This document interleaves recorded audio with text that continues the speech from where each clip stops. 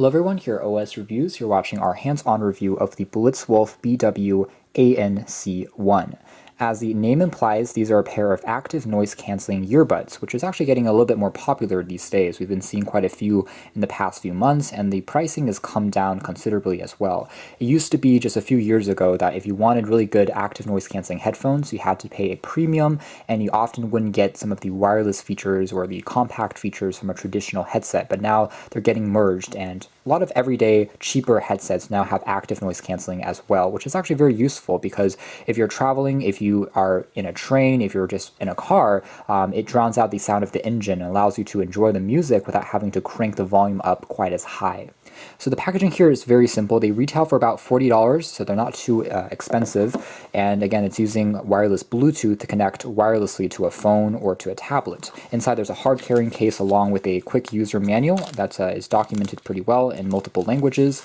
And we have the earbuds themselves along with a micro USB cable for charging and some spare silicone tips if you want to get a more comfortable fit. A quick look at the design first. First of all, I was quite impressed with the construction quality of the ANC1, just because they are made out of solid aluminum alloy. From the earbuds themselves, which are incredibly solid, to the actual module that contains the battery along with the Bluetooth and ANC chips are also made out of metal. There's another little clip that you can use to clamp onto your shirt as well that makes the entire thing a bit more lightweight and manageable. The back here also features a few controls which are etched in soft touch rubber, so the entire build is definitely really solid. In fact, it's one of the best that I've seen out of a cheaper kind of generic headset company. There's also some pretty nice detailing on the edges of the earbuds, which you can see here reminds me a little bit of a speaker driver or a vinyl disc and shows a bit of attention to detail. So as a whole, I do really like the design as well as the build. It's discreet, it's quite professional.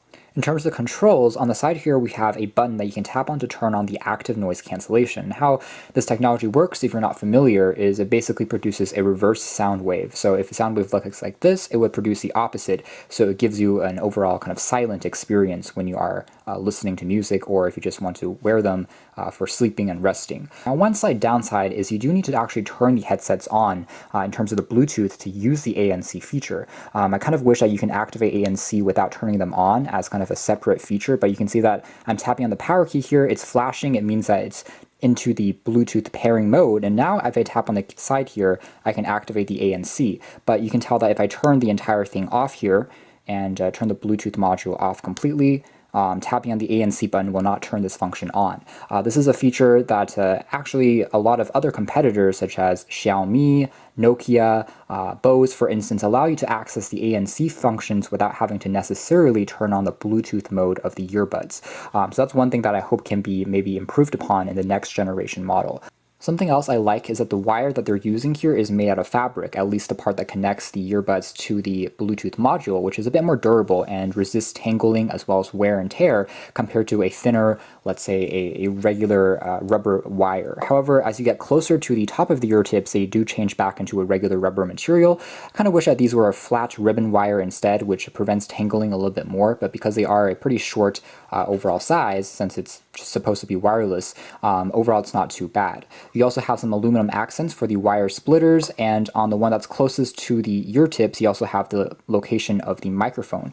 When it comes to performance and audio quality, again, I was also quite impressed. Despite the fact that they're advertised primarily for their wireless active noise cancellation, sound is also quite good. They're hi-fi certified. You still get plenty of detail in the sound despite the fact that they are wireless headphones. It's rated at a range of roughly 10 meters or 33 feet, and the connection is actually quite stable. I had no instances where it got static because the phone was too far away. It remained connected very well to my device as long as it was within that vicinity. Battery life is also quite good. With the ANC function turned off, using it as just a regular pair of Bluetooth earphones, I got roughly 8.5 hours of continuous playback before they needed to be recharged, and it takes under an hour and a half to fully recharge them as well. Using ANC turned on along with Bluetooth drained the power in around 6.5 hours. So there is actually surprising depth in terms of the bass. Even though they don't pack dual or triple drivers, I still found that the bass here was pretty prominent in the tracks I listened to.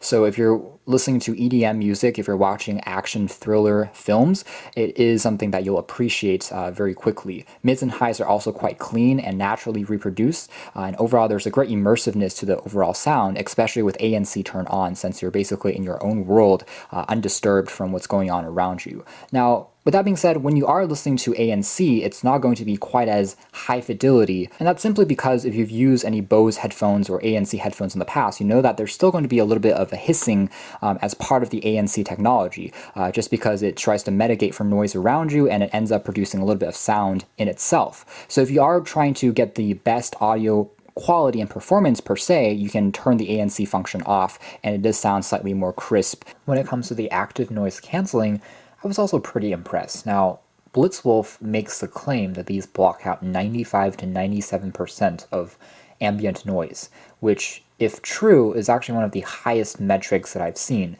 Competing active noise canceling headphones on the market typically only have 85% and 90%, so I'm a little bit skeptical in terms of how they got that benchmark, maybe in the labs, but it certainly does do an effective job if you are in a city where there's lots of engines. If you're at an airport, it drowns out the sound, the lower frequency, really well, but you can still hear people talking sometimes, especially if their voices are a little higher. So that's more or less it as far as our hands-on review of the Blitzwolf BW-ANC1, and overall I would say this is kind of a mixed bag. I say that because I really like the design, I really like the active noise canceling feature as a whole, I like the build and sound quality in terms of actually having a surprising good amount of depth and bass for small earbuds are present.